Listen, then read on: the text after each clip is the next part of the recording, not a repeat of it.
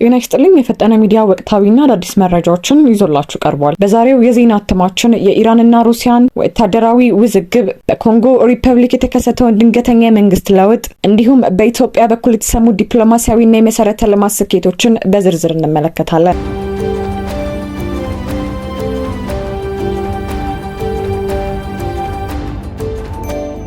ኢራንና ሩሲያ ወታደራዊ ትብብር ውዝግብ። በሩሲያ የኢራን ባለሙሉ ስልጣን አምባሳደር ካዚም ጃላሊ በቅርቡ ለሩሲያው የዜና ተቋም ቬዶሞስቲ በሰጡት መግለጫ ኢራን በወቅታዊው የክልላዊ ጦርነት ወቅት ከሩሲያ ወታደራዊና የስለላ ድጋፍ አግኝታለች ተብሎ የሚናፈሰውን ዘገባ መሰረተ ቢስ ሲሉ አጣጥለውታል። አምባሳደሩ ይህ መረጃ የምዕራባውያን የሚዲያ ዘመቻ አካል መሆኑን በመጥቀስ በሁለቱ ሀገራት መካከል ያለውን ግንኙነት ግን ከምንጊዜውም በላይ እየጠነከረ መምጣቱን አረጋግጠዋል። አምባሳደር ጃላሊ በተለይም የምዕራባውያን የስለላ ተቋማትና መገናኛ ብዙሃን ሩሲያ ለኢራን ወታደራዊ ድጋፍ እያደረገች ነው በማለት የሚያሰራጩት መረጃ ፍጹም ስህተት መሆኑን ገልጸዋል። እንደ ራሳቸው ገለጻ ኢራንና ሩሲያ ያላቸው ወታደራዊ ኮንትራቶች በሙሉ የተፈራረሙት ካሁኑ ጦርነት መፈንዳት በፊት ነው። እነዚህ ስምምነቶችም ከመደበኛ የሁለትዮሽ መከላከያ ትብብር ውጪ አሁን ካለው የጂኦፖለቲካዊ ውጥረት ጋር ምንም አይነት ቀጥተኛ ግንኙነት የላቸውም። ይህ ሆን ተብሎ በምዕራባውያን የሚጋነን የሐሰት መረጃ ነው ሲሉ አምባሳደሩ አክለዋል። አምባሳደሩ በንግግራቸው የዓለም የንግድ መስመር ቁልፍ በሆነው የሆርሙዝ የባህር ሰርጥ ላይ ስላለው የደህንነት ሁኔታም ሰፊ ማብራሪያ ሰጥተዋል። ኢራን የባህር መንገዱን የምትመራበት አዲስ ህጋዊ አገዛዝ ተግባራዊ እያደረገች መሆኑንና በዚህም መሰረት የንግድ መርከቦች በሰላም እንዲያልፉ የደህንነት ዋስትና እየሰጠች እንደሆነ ተናግረዋል። ማንኛውም መርከብ በዓለም አቀፍ የባህር ላይ ህግና በኢራን ብሔራዊ የደህንነት መመሪያዎች መሰረት በሰርጡ ውስጥ በነጻነት የመንቀሳቀስ መብት እንዳለው አመልክተዋል። የኢራን ፓርላማ በባህር ላይ ትራንዚት እና ተያያዥ ክፍያዎችን በተመለከተ አዳዲስ የአሰራር አማራጮችን እያዘጋጀ መሆኑን ቢጠቅሱም ስለ ክፍያዎቹ ዝርዝር መረጃ ከመስጠት ተቆጥበዋል። ኢራንና ሩሲያ በምዕራባውያን ማዕቀብ ውስጥ ሆነውም ግንኙነታቸውን ለማጠናከር በትላልቅ የመሰረተ ልማት ፕሮጀክቶች ላይ እየሰሩ ይገኛሉ። ይህ ፕሮጀክት ሰሜንን ከደቡብ የሚያገናኝ ወሳኝ የንግድ መስመር ሲሆን አተገባበሩ ትንሽ እየዘገየ ቢሆንም አሁንም በሁለቱ ሀገራት ቅድሚያ የሚሰጠው ጉዳይ ነው። በሰላማዊ የኒውክሌር ቴክኖሎጂ ትብብር ላይ የጀመሯቸው ስምምነቶች ተጠናክረው እንደሚቀጥሉ አረጋግጠዋል። ኢራን ከሩሲያ ጋር ያላትን ወታደራዊ ትብብር እንደ መደበኛና ታሪካዊ ግንኙነት ብታቀርበውም ምዕራባውያን ግን ይህ ትብብር ለቀጠናዊ ያለመረጋጋት ምንጭ ነው በሚል ስጋታቸውን እየገለጹ ይገኛሉ።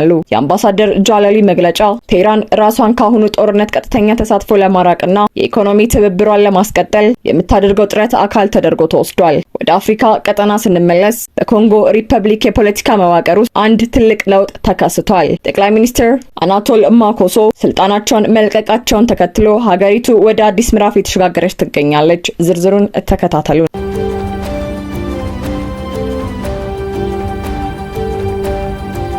የኮንጎ ሪፐብሊክ ጠቅላይ ሚኒስትር አናቶል ማኮሶ ስልጣናቸውን ለቀቁ። በኮንጎ ሪፐብሊክ የፖለቲካ መዋቅር ውስጥ ከፍተኛ ለውጥ እየተካሄደ ይገኛል። ከ2021 ጀምሮ ሀገሪቱን በጠቅላይ ሚኒስትርነት ሲመሩ የቆዩት አናቶል ኮሊንት ማኮሶ ካቢኔያቸውን በማፍረስ የስራ መልቀቂያቸውን ለፕሬዚዳንት ዴኒስ ሳሱስ ንጌሶ አቅርበዋል። ይህ እርምጃ ፕሬዚዳንቱ አዲስ የስልጣን ዘመናቸውን ተከትሎ አዲስ የመንግስት ካቢኔ ለመመስረት የሚያስችላቸው ህጋዊና ፖለቲካዊ መንገድ መሆኑ ተገልጿል።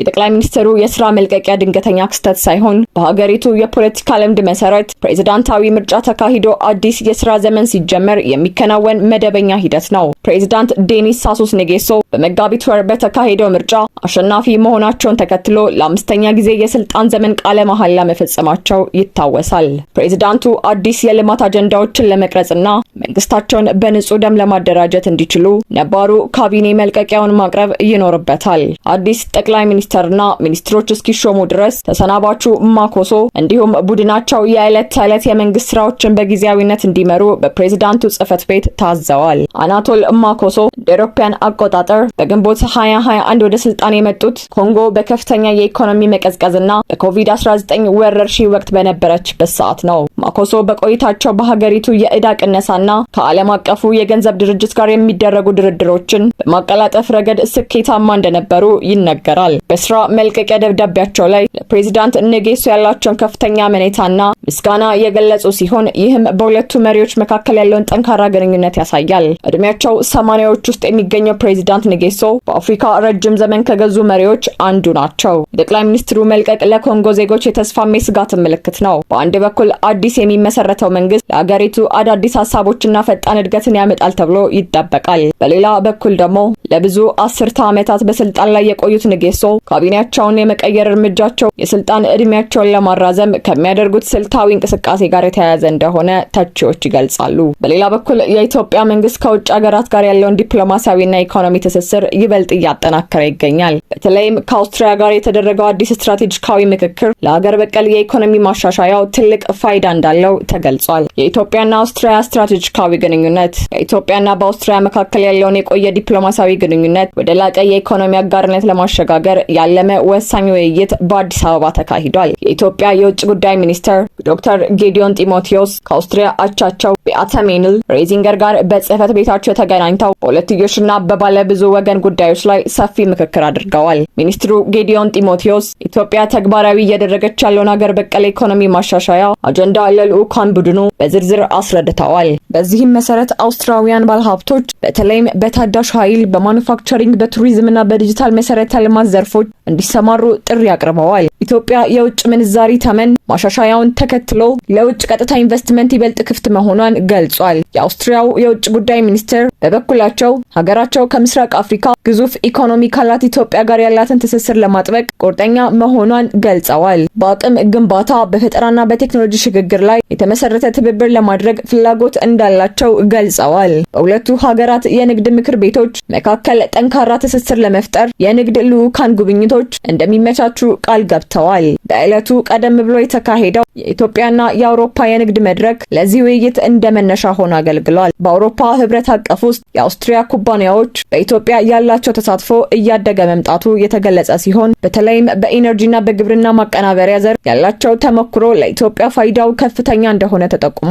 የሁለቱ ሀገራት ግንኙነት ከፖለቲካዊ ወዳጅነት ባለፈ ወደ ተጨባጭ የንግድና የቴክኖሎጂ ሽግግር ማምራቱ በሁለቱም ወገኖች በኩል ገና ያልተነኩ ሰፊ እድሎች መኖራቸውን መረዳታቸውን ያሳያል። ዲፕሎማሲያዊ ትስስሩን በሰማይ ላይም እያሳለጠው የሚገኘው የኢትዮጵያ አየር መንገድ ቢሾፍቱ ሊገነባ ካቀደው ሜጋ ፕሮጀክት በተጨማሪ የአገር ውስጥ አገልግሎትን ይበልጥ ለማስፋፋት አዳዲስ ኤርፖርቶችን ወደ ስራ ሊያስገባ መሆኑ ተሰምቷል። የኢትዮጵያ የአየር መንገድ ግዙፍ ጉዞ ከቢሾፍቱ ሜጋ ፕሮጀክት እስከ ራዕይ 2040 ስትራቴጂ የአፍሪካ የሰማይ ላይ ንጉስ የሆነው የኢትዮጵያ አየር መንገድ የአገር ውስጥና የዓለም አቀፍ አገልግሎትን ወደ ላቀ ደረጃ የሚያሸጋግሩ ግዙፍ ፕሮጀክቶችን ይፋ አድርጓል። የአየር መንገዱ የንግድ ዋና ስራ አስፈጻሚ አቶ ለማ ያዲቻ እንደገለጹት ተቋሙ በሚቀጥሉት ጥቂት ዓመታት ውስጥ በአቪዬሽን ዘርፍ ዓለም አቀፍ ተጽዕኖን ይበልጥ የሚያጠናክሩ ስትራቴጂካዊ እርምጃዎችን እየወሰደ ይገኛል። አየር መንገዱ የሀገሪቱን የውስጥ ትስስር ለማጠናከር በወሰደው እቅድ መሰረት በሚቀጥለው ወር መጨረሻ የሀገር ውስጥ አገልግሎት የሚሰጥባቸው ኤርፖርቶች ቁጥር